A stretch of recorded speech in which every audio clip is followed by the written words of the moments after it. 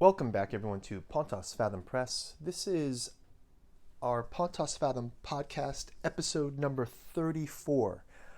And today we're going to start a new series really focusing on dragons in the popular zeitgeist these days. It seems we have somewhat of a fantasy wars going out in social media or in television media, let's call it, where you've got this Rings of Power adapting Tolkien, and you've got the House of the Dragon, George R.R. Martin. You've got these sort of warring fantasy properties out there, and I thought it would be an interesting time to have a different take on it. I mean, by no means am I the guy to go to for all of the details and lore. There's plenty of guys doing that well. I'm going to give you more of like the position of, well, first of all, we'll talk about dragons in Tolkien and dragons in Martin and how they're a bit different.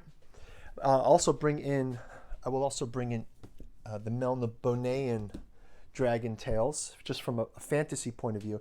And then I'd like to ground it into some deeper religious, mythological, and psychological position, right? So this myth of the dragon, it's very powerful. It's been around for a long time. Many origin stories have dragons in them, you know.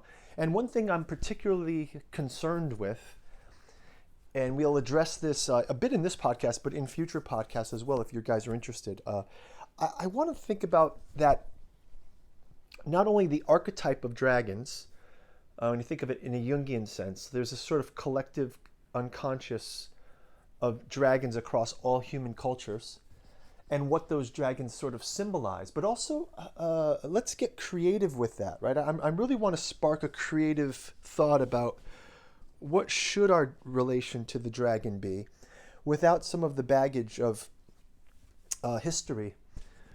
I want to think of it more like organically, right? So, you know, if this were an animal, right? Why are we always slaying dragons, right? This is a question that's been coming up, and it's partly what's inspiring me to talk about this. So why slay the dragons, right? Why is there all this myth about slaying dragons? I mean, do we slay animals still? I don't know. I mean, obviously there's the danger of dragons, and I think that's stuff we can address in this and future podcasts. So I've been away for a bit, so it's great to be back. Looking forward to jumping into this with you. As always, your comments below. Check out the comments and can start a dialogue there. We've got a Patreon. I do want to give you guys a little bit of update on what I've been up to the past couple weeks. One thing is we've got the Necromancy of Nyarlathotep and Hermeticism of Hastur. These books have been proofed. They are out in the wild, ready to be purchased, so you can go check out the bookstore links below. We will have the Alchemy of Azathoth coming out later this year, as promised. That will round out Giuseppe Balsamo's Disclosure from the Necronomicon fragment, 3 volumes. Also have been working to get, and there's been a lot of inertia on this one, we've got Impedance and Admittance in Desiring Machines around AI and artificial psychology. That one is out available. There is some rewrites happening for Psychoanalysis of Artificial Intelligence and Computational Complexity and Psychiatric Agency. So those will also be coming out by early next year. And I wanted to kind of introduce quickly my newest books, which I'm calling them the Pontos Fathom Podcast Lecture Series. So, you know, last year, we're about at our year anniversary of the Pontos Fathom Podcast.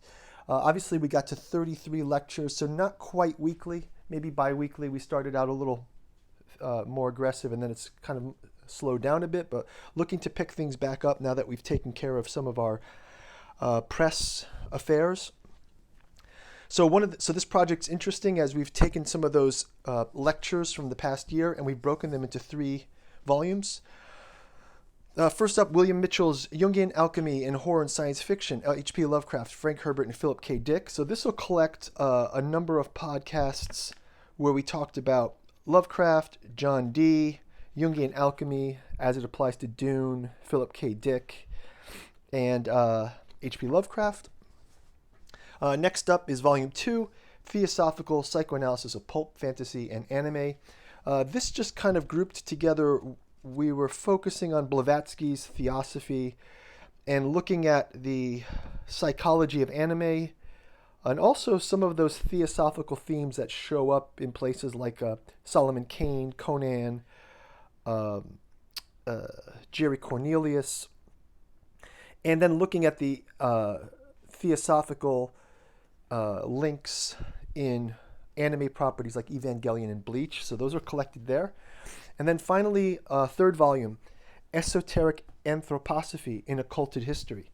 Again, we're digging deep into resonances of fantasy and history, looking at Giordano Bruno, Tolkien as a analog of history, right? Kubo as a theosophical analog from the anime side, and then we focused on things like Saturn, time, karma, and even Atlantis as a recurring theme across many fictions. So yeah, these will be coming out 2023. They're in the works now. A lot of editing and rewrites going in on these.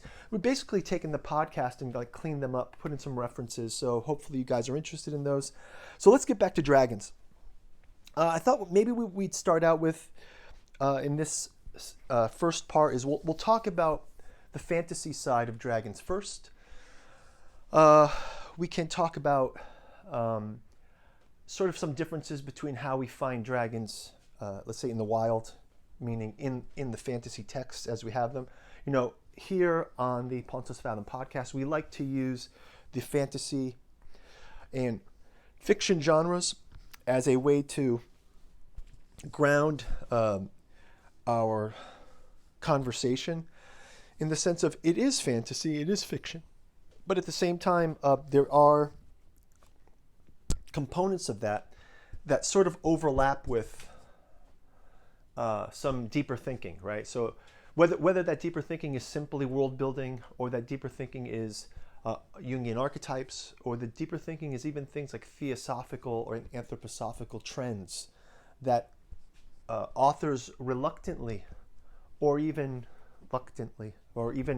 purposefully come across in the sense of finding a way to explore some of these concepts using fiction as the medium. But also sometimes how reluctantly the fiction reveals for us some of these deeper concepts. And they're quite in the zeitgeist at any given time. So we'll start out in the first patch of today's podcast talking about some references to, seems like black dragons come up a lot in the great origins of old dragons. So we'll kind of go into that. Then we'll switch gears. I want to talk a little bit about dragons in mythology.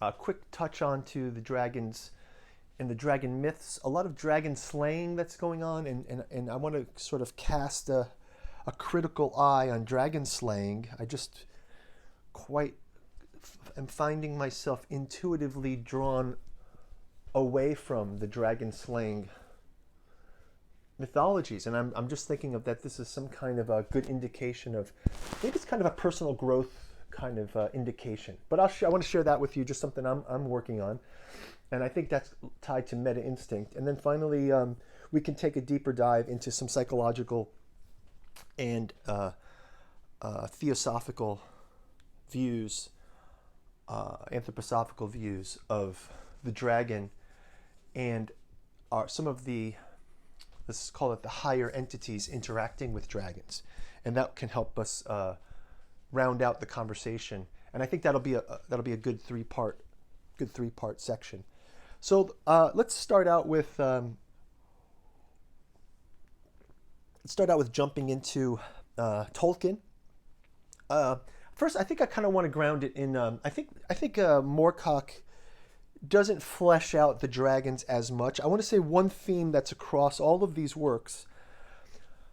Isn't it interesting on how, no matter what genre we have, that the dragons are usually portrayed as from an age that is now dying, right? We, like, for example, in Tolkien's The Hobbit, right? We have the last dragon, basically, right? So this is kind of has a bittersweet nature to it, because it's almost like the elves leaving Middle Earth, the last dragon. Tolkien purposefully puts puts us at the tail end of the magical time, right? And I think that traditionally mythology sits in that space, right? Mythology, and even artistically created mythologies, like in the case of Tolkien and Martin and Moorcock. Mythologies are meant to describe the world before history, describe the world before rational thinking, right? But describe a world where there's still magic in them. But I think if we deep dive into that, I mean, we're really talking about aspects of the unconscious. And we're also talking about a deeper, maybe a deeper understanding of, maybe it was early fears. I'm not really sure of it. But, you know, guys, please leave your comments below if something pops for you guys. I would love to hear your insights. So in the case of Elric and Michael Moorcock's Elric is the emperor of the Isle of Melniboné. And it's the Dragon Isle, right? It's the dreaming city of Imrir on the Dragon Isle of Melniboné. And you get the sense that the dragons have been sleeping longer and longer. And when one wakes the dragons for warfare, they'll sleep 100 years afterwards or something to this effect, right? So you have this kind of sense that the age of using the dragons is coming to an end as the age of men kind of comes up. And in Tolkien, we kind of get this too. I mentioned Smaug in The Hobbit. One thing that's interesting about Tolkien, if we jump into Tolkien, is how, for sure, the dragons were created by Morgoth. And we've done some podcasts on Morgoth before. Morgoth sort of being let's call it like an avatar of Melkor, which is sort of the first fallen dark angel of the music of Iluvatar, right? So in the beginning of the Silmarillion, you have the angelic beings, and there's the one discordant being, and that's Melkor, and he eventually becomes Morgoth, and he's sort of the Dark Lord. And even when Morgoth is banned from Middle-earth, and he's banned into a void of blackness beneath Middle-earth, almost like not touching anything that has to do with Earth. Like he's so far below that he's no longer can access, no longer has access to the world, but his disciple Sauron still has that access, right? So it's Morgoth who creates the dragons.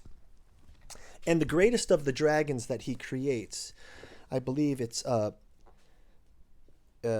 dragon called Enclagon the Black. And we see here in the Silmarillion, it says they're talking about the great battles of Morgoth. Morgoth is hiding up in Angband, which is the mountains. Let's see if we have that. Yeah, they say Angband is the mountains in the north, where he actually creates the dragons. And they say here, the meeting of the hosts of the west and of the north is named the Great Battle, the War of Wrath. And there is marshaled the whole power of the throne of Morgoth, and it became great beyond the count. So they could not contain it. And it's full of orcs and balrogs. And then it says, then seeing that his hosts were overthrown and his power dispersed, Morgoth quailed, and he dared not to come forth himself. But he loosed upon his foes the last desperate assault that he had prepared. And out of the pits of Angband there issued the winged dragons that had not been seen before. And so sudden and ruinous was the onset of that dreadful fleet that the hosts of the Valar were driven back. For the coming of dragons was with great thunder and lightning and the tempest of fire. And it says, before the rising of the sun, Ariandel slew Encalagon the Black, the mightiest of the dragon host, and cast him from the sky, and he fell upon the towers of Thrangorodrim, and they were broken in his ruin. So we sort of see that, this is sort of the mythic, evil, black dragon, right? Encalagon the Black, the mightiest of the dragons, is destroyed. And he's created by the Dark Lord. And, a little bit of the taxonomy of these dragons, I think what's interesting, as we saw in, let's say, The Hobbit, dragons in Tolkien's world are intelligent in the sense of talking. They're talking beings. They're almost at the level of demigod level, right? So they're not just beasts, although they are for sure fell beasts, as they would call them, right? But they are beasts with a capital B almost, right? So they have a kind of sense of demigods, kind of like the way Balrogs are, right? They're not, Balrogs shouldn't be thought of, I believe, as just like fire monsters. No, they're kind of a demonic thing, a force. They're almost like an elemental force. And this is why you can see, like, even with The Hobbit, there's sort of this idea of their greed and these tropes of greed and things like this around treasure. But one thing that's very interesting here in the difference between George R. R. Martin's dragons is they aren't that kind of, and that while they're very intelligent, they're more like animal intelligence, and they're a bit more susceptible to, let's call it, pet type, animal type behaviors, right? So instinctive behaviors, where you can see that the dragons of, a dragon like Smaug is very calculating. He's doing riddles with Bilbo, right? This is very interesting, right? So talking dragons versus not talking dragons. And what happens, that little bit of the difference between George R. R. Martin's dragons and Tolkien's is, I feel a bit like the dragons sit in the space of the ring lore a bit for Martin, because it's the Targaryens wrestling with their relation with dragons, where we find the dark shadow in the hearts of men, sort of. Where Tolkien has placed that more in these rings of power and in the Dark Lord as the shadow. And then, the dragons seem to have more of a, they're more of a force, like a hurricane, right? Wherein Martin, I kind of like the way Martin takes the dragons and makes them a bit more like partners of the dragon rider. And there's a great interview with Martin. He's talking about, George Martin talking about the way we approach riding a horse, right? Like in Tolkien, we'd never ride a dragon, right? That's something that's for the gods, right? The gods would command dragons or create the dragons, right? The dragon hosts of Morgoth. It just sounds so epic, right? And it's a level removed from, our human world. But with Martin, he kind of diminishes the power, the OP level. He nerfs the dragons a bit, right? And now they're not as OP. But what we get out of that is it's humans. Anyway, Martin talks about when we approach a horse, we approach the horse respectfully. The horse is powerful. It wants to show that, when you ride, if you've ever ridden horses, it's a large animal. It's bigger than you. And it kind of sizes you up. A horse will size you up and see, like, okay, what's this person all about? And then it kind of allows you to ride it, right? And I think you can only imagine that at a different level with dragons. So when I think about these Targaryens, I always kind of think of this idea of, well, these are the guys that, like, they figured out how to have relations with these dragons, right?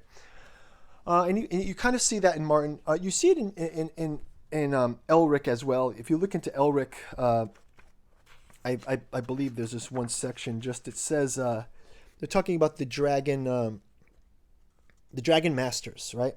So there's a dragon master. It says, we must ask the dragon master your rival, Divin Mar. The dragon caves. Queen and Elric stand together observing the sleeping dragons. They are clearly in a very deep sleep, save for one younger dragon, who raises a sleepy eye to regard them. Divin Mar, the dragon master, greets them cheerfully. He wears a version a bit more primitive of the clothing worn by the first dragon master Elric and Cimmerol encountered when they visited the caves. He embraces Elric. We must wake the dragon, Elric says. Is that possible? You'll recall that we used the 9 years past to defend ourselves against the Falkern, who've long coveted our power. So we held one back as we always do, Snaptail. She's ready and eager for the skies. Where would you go? So they've used dragons in a past battle 9 years ago, but they've left one sleeping as a reserve, and now they're going to rouse that one. And he said, I want to ride it across the world so we can observe the oceans. Good thinking, cousin. She'll be ready by the morning.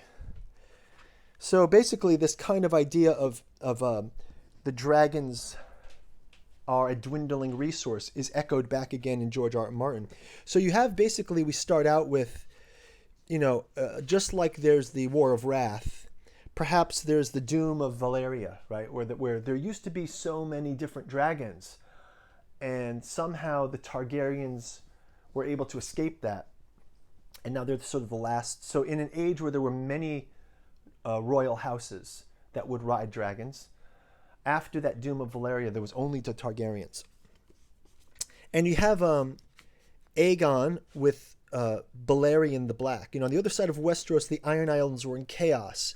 House Horror had the Iron Men for long centuries, only to be extinguished in a single night when Aegon unleashed Balerion the Black's fires on Harrenhal. And though Harren the Black and his sons perished in the flame, Harren's grandsire declared himself the rightful heir of the Black Line and assumed the kingship. Not all the Iron Bones accepted his claim, however. Old Wick, under the bones of Naga the Sea Dragon, the priest of the drowned god. This is the forerunners of, or another tribe of Pike, I suppose, back in these older days. Aegon Targaryen put an end to their fighting. He descended on the island in 2 AC, riding Balerion. When he came to the fleets of war at Highgarden and Lannisport, and even a few long ships from Bear Islands, the Iron Man, their numbers diminished. And it says, so with the submission of the three sisters in the Iron Islands, all of Westeros south of the Wall was now ruled by Aegon Targaryen, save Dorne alone. So it was Dorne that the dragon next turned his attention, and Aegon first attempted to win the Dornish with the words, dispatching a delegation there. Right, so then he's going to fly his dragon down to Dorne. You can see some of this amazing dragon works here. We can also see some pictures of the dragons attacking. Balerion the Black Dread. It is better to forestall a rebellion than to put it down, Aegon famously said when asked the reasons for his journey. A glimpse of the king in all his power mounted on Balerion the Black Dread and attended the king with all his power. So you can see very much so how the kings of the Targaryens, let's say, of George R.R. Martin's world are dragon riders, right? So this is interesting. They're not dragon slayers, right? So different than dragon slayers. I think even George Martin has mentioned his namesake, Saint George. Saint George slays the dragon. And I kind of always found this one, at first you kind of like this idea, there's this Arthurian side to things.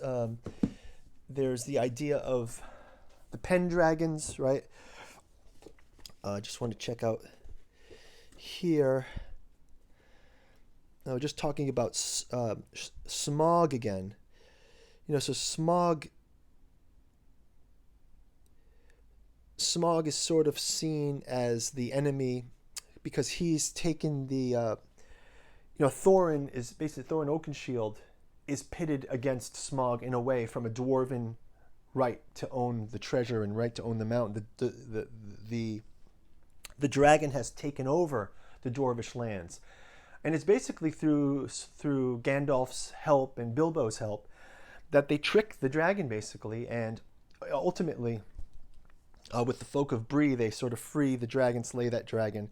And it kind of does have a bittersweet ending there where the dragons are gone. I mean, we have a similar case here in George R.R. Martin's world with the Dance of Dragons. And by the time we get to the Game of Thrones timeline, let's say, dragons, again, just like in all of these series, dragons are dying out. Where before there was ideas of how to best raise and control the dragons, you could see how the dragons in Fire and Blood, they take on the rivalries of the Targaryen warring princes. And the dragons are also very connected to our moods, right?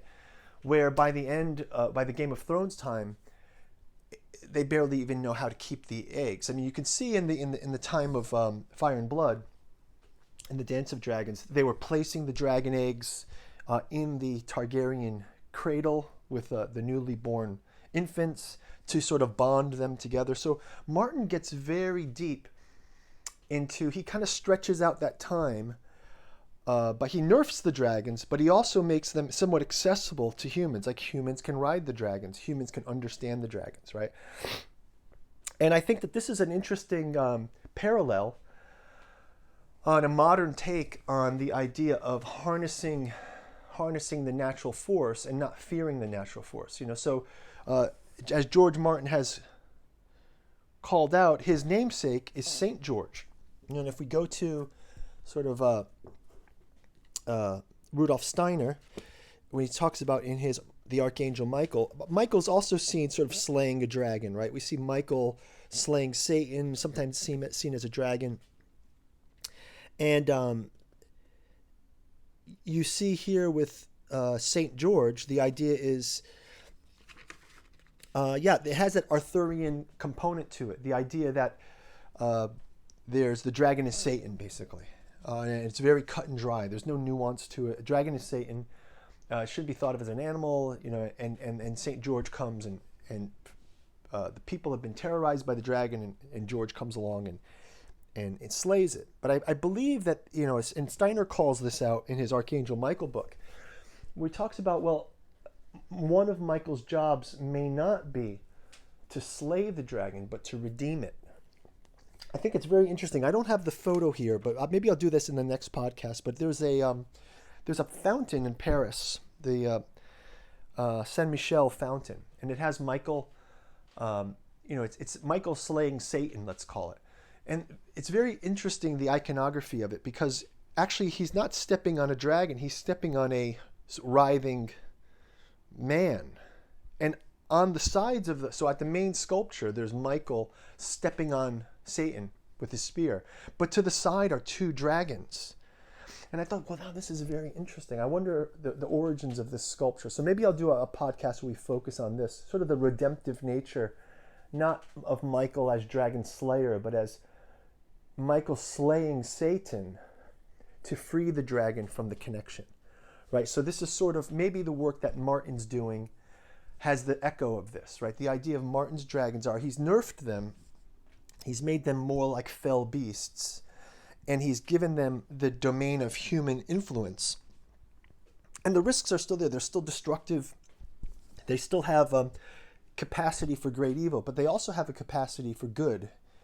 I believe in the sense of, let's say the early uses of the dragons by Daenerys, say at first. So we'll see how that story kind of plays out, and we'll go into that a little deeper here. If we take a look at, there's some interesting things in this book. This is Genesis of the Grail Kings, and it's talking about the Jesus bloodline. But one thing that's interesting here is it starts to talk about Tiamat. So we start to look at this mythological history of dragons, right?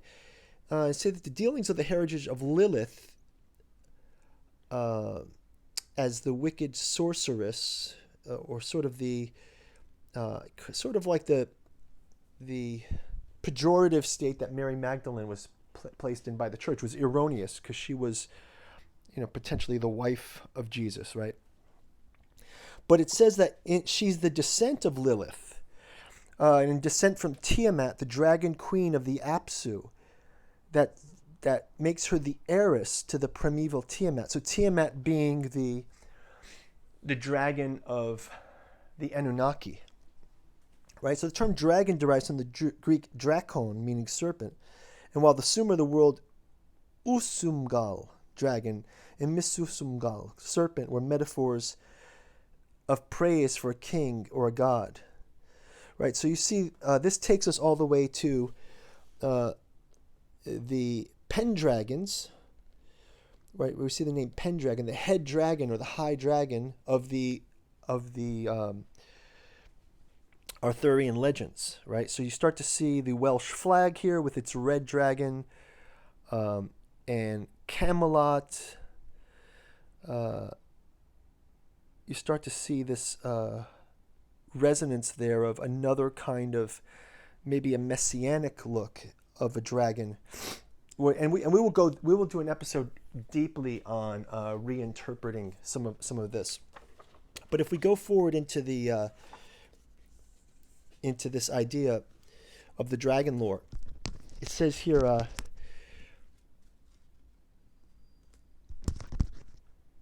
it says, meanwhile, it is important to note that alchemy is directly related to the sovereign lore of the dragon, and while the female and male Ouroboros symbols are carried within the most ancient of the Hermetic regalia, along with the chalice of the Grail.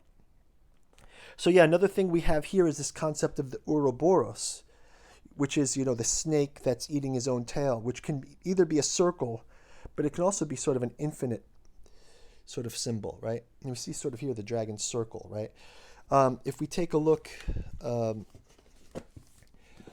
even in the beginning of this Archangel Michael, there's some other, we talk about mythological uses of the dragon.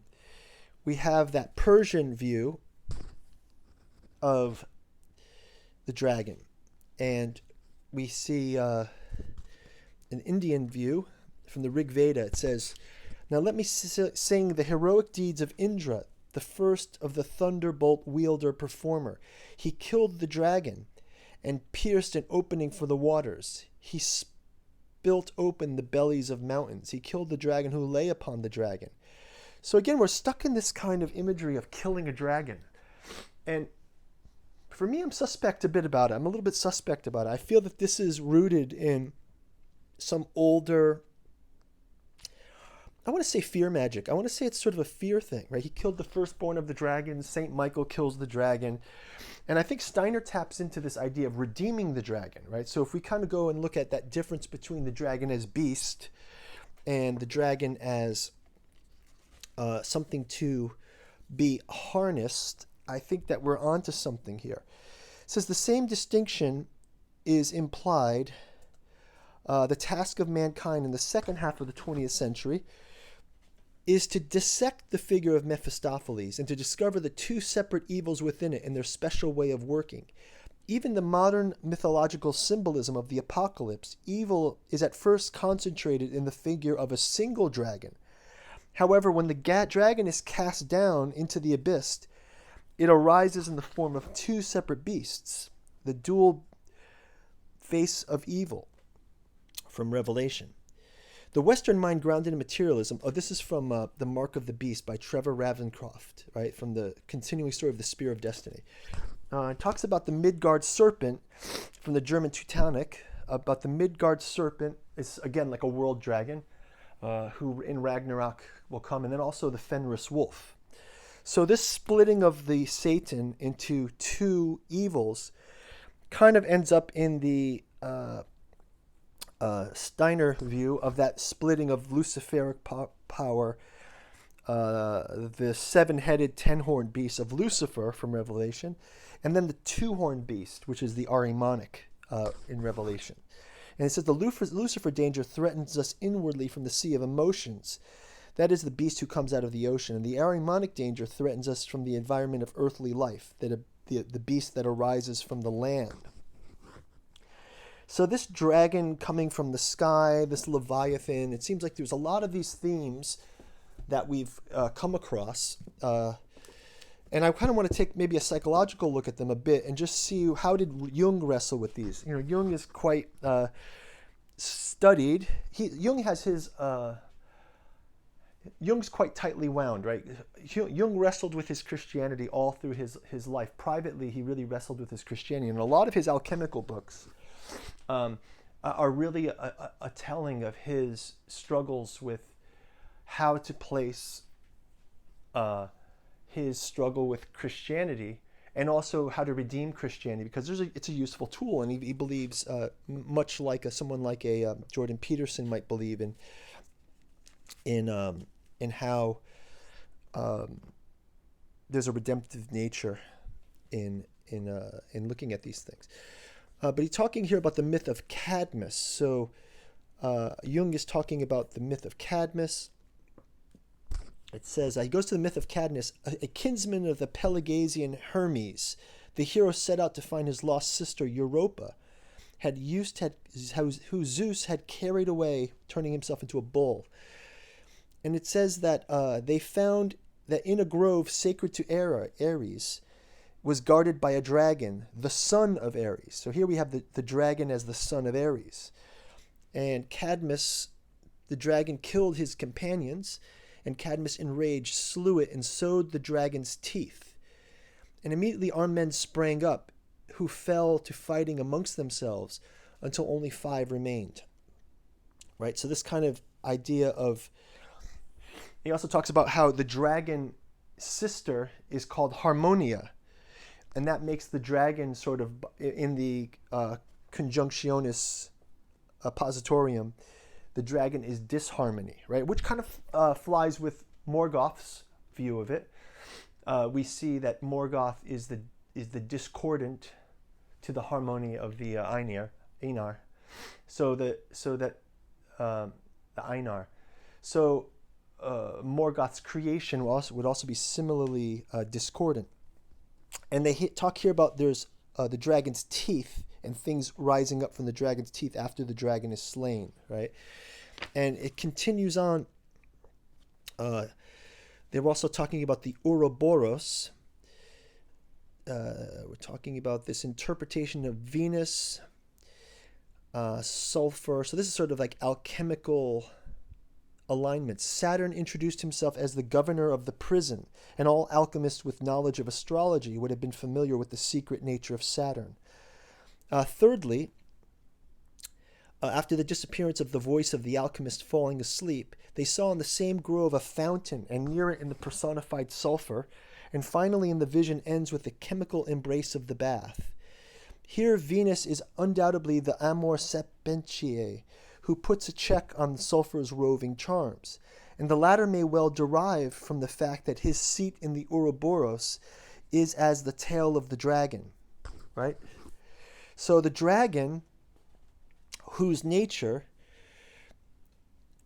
sulfur shares, is often spoken of as the dragon of Babel, or more accurately, the dragon's head. So you have sulfur being thought of as the dragon, right? The dragon head comes with great swiftness from Babylon.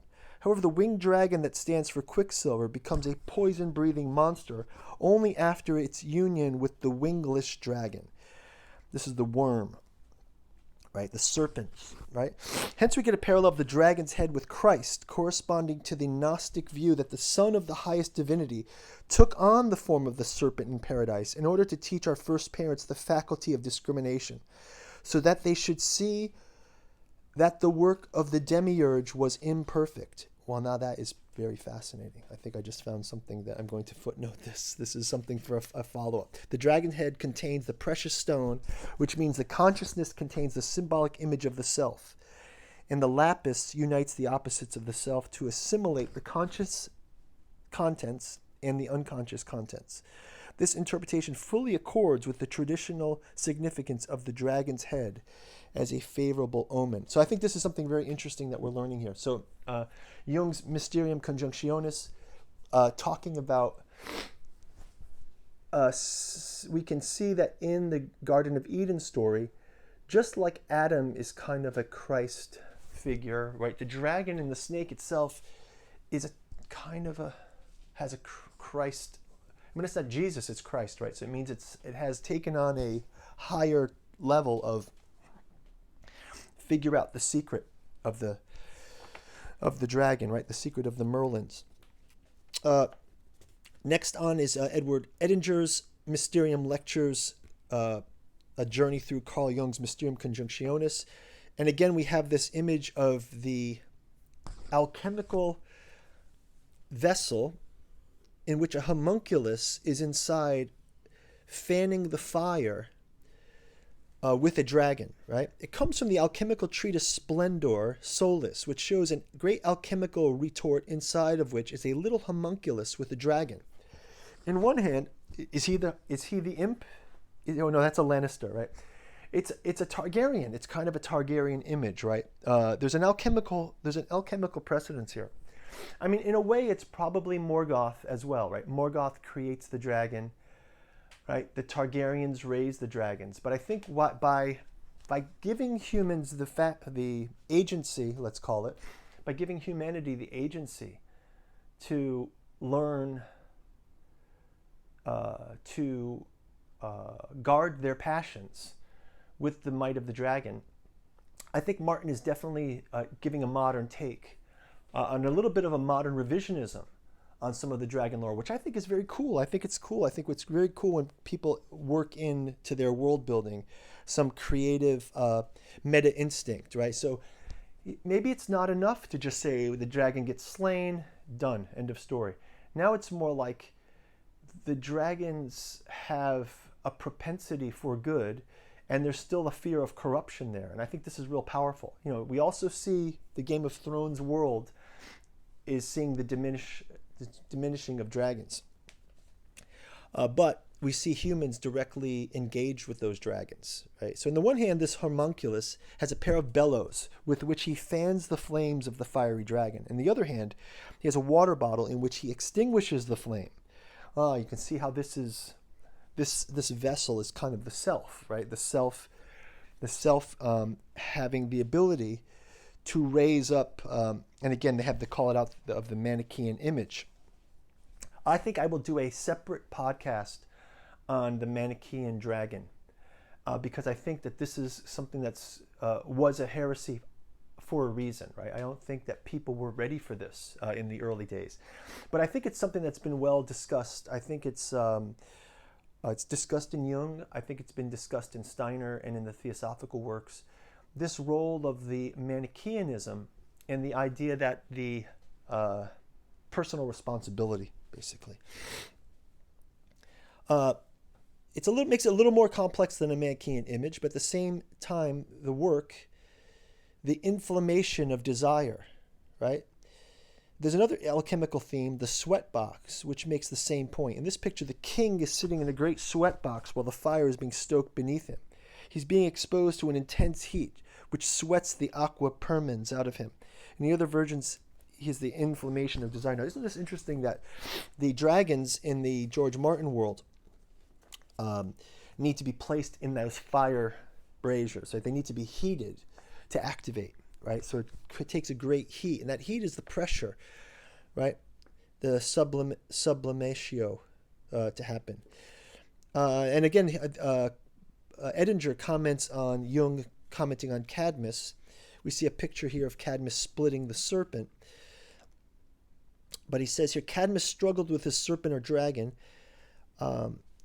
After great effort, he killed the dragon, split it against the oak tree. This represents the banishment of the dangerous demon into the oak, where the connection to the tree and the tree numen comes out. At the command of Athena, after the death of the dragon, Cadmus sewed the dragon's teeth into the ground, and from the teeth a host of armed men sprang up, right? Now, it's interesting because this is Edinger commenting on the Mysterium lectures.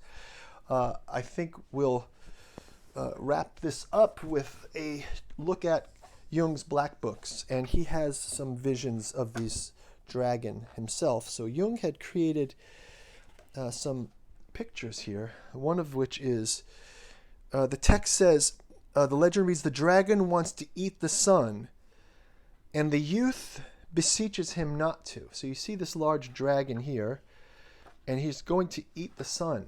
And this youth is begging him not to eat the sun. But the dragon eats the sun nevertheless, okay? And so these are actually paintings that Jung did in these black notebooks that we have. It's called the Black Books. I've done some podcasts on the Black Books if you want to go check those out. But Jung had done these earlier in his career, and he later compiled these notebooks of the Black Books into his famous posthumously published Liber Novus, also known as the Red Books. So think of the Red Book as a curation by Jung of all of this work he collected. I'm suspecting also that, and I don't know for sure, but I'm suspecting that there may have been some psychedelics involved here with Jung as well. This may have been the product of Jung taking some kind of psychedelic in that year. It's not documented that he had, but it is possible because it has this kind of over the top. The accursed dragon has eaten the sun, and its belly is being cut open, and now he must hand over the gold of the sun, together with its blood. Again, here we see that the dragon coveting the gold, right?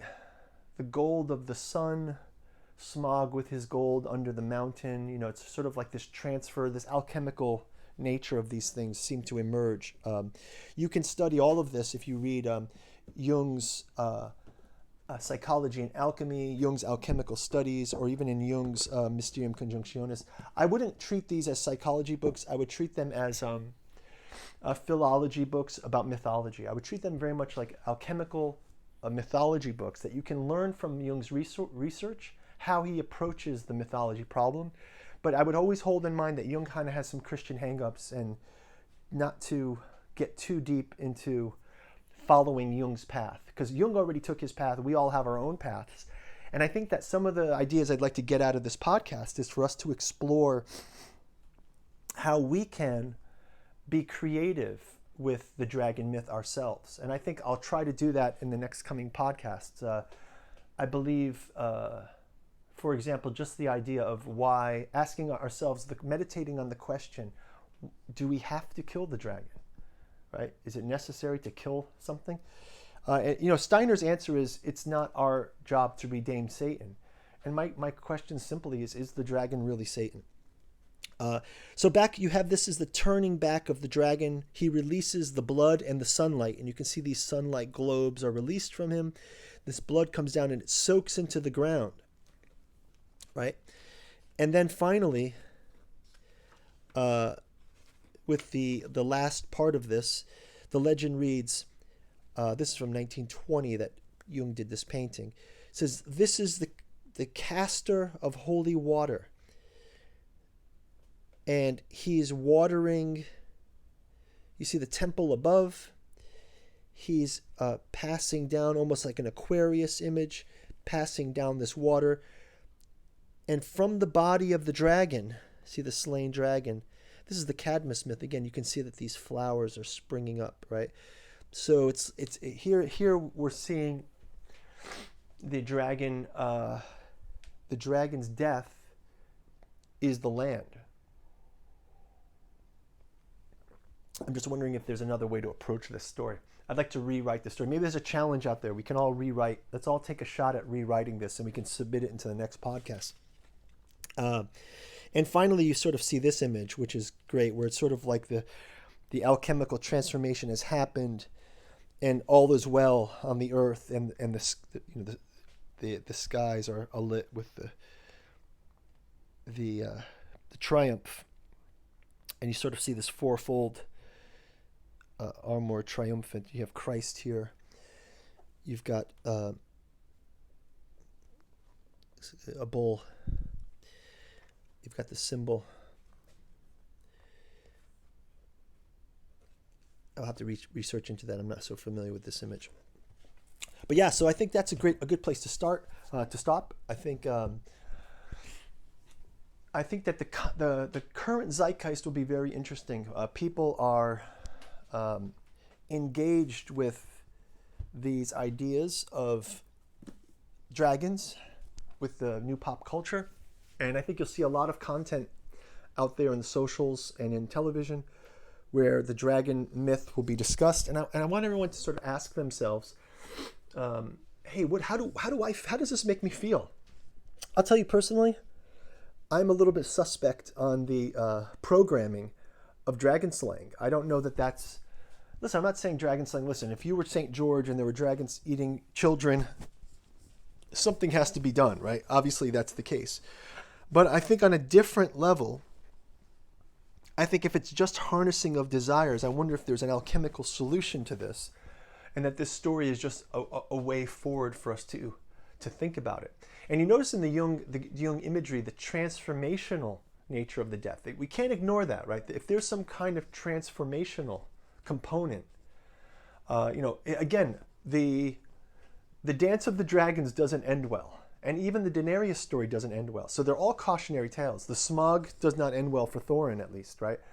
And actually, Smog is the catalyst for the Battle of Five Armies in a lot of ways. So you can kind of say that we're talking about something that's very, very deep in the dragon lore and very deep in the theosophical lore, almost. We can almost say it, because it takes us back to the origins of religions and that primordial chaos. But I just want to take a more measured approach to it, a more adult 21st century look at it, kind of separate ourselves from fear nature, separate ourselves from reactionary nature, and see, isn't a dragon on the loose somewhat a problem of upbringing, right? Something like this. Like I rode a wild horse once. It was a horse that had been. I was fortunate enough to ride horses once in my life, and the doctor who was taking care of these horses, he was adopting horses that were slated for the slaughterhouse and rehabilitating them. And some of his horses were quite calm and strong. Other ones were a bit wild and still had an independence, maybe from their hard life, so a bit of trauma with these horses. And he gave me the roughest horse. He gave me this one horse that was bucking, and I got to say, it was very interesting to learn how to relate to it's one thing to relate to another human who may have some trauma, but when you're dealing with a horse with trauma and you're going to ride it, now you're really, you guys are connected. And I think that there's something in this story, sharing a personal growth story, that I think we can apply to this approach to dragons in future podcasts. So I hope you guys liked it. Go ahead and check out the links below. Welcome your comments below. Would like to get this to a live stream at some point. Let me get back to regular posting again. I've been really focused on getting the books worked out. You can check out the bookstore, and always check out our Patreon. Appreciate your support. We've also got another channel out there, Pontus Fathom Hobbies. We do gaming and board gaming. If you want to go check that out, links below as well. Good to be back, and we'll talk to you guys in the comments soon. Take care, and bye-bye.